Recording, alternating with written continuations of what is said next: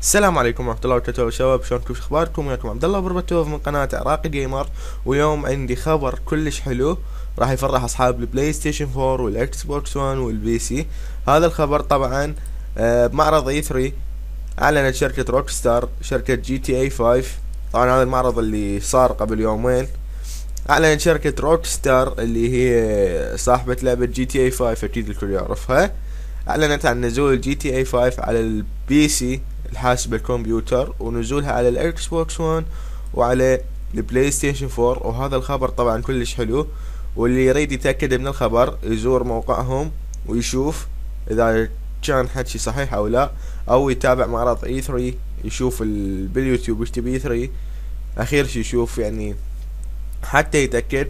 وهذا فيديو نزل على قناة بلاي ستيشن، كاتبين بيه مثل ما تشوفون قبالكم Grand Theft Auto 5 coming for PlayStation 4 this fall E3 2014. وهاي مثل ما تشوفون لقطات من الفيديو. فهذا خبر كلش حلو، اللي يريد ياخذها هسه بري اوردر يعني يحجز له نسخة حتى اول ما تنزل تجي له.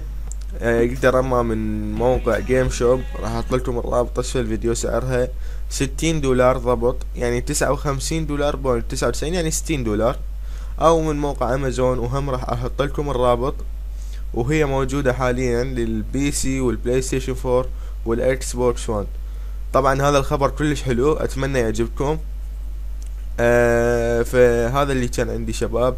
اتمنى لا تنسون اللايك والسبسكرايب والمفضلة، واهم شي تنشرون الفيديو قد ما تقدرون هذا الخبر الحلو طبعا.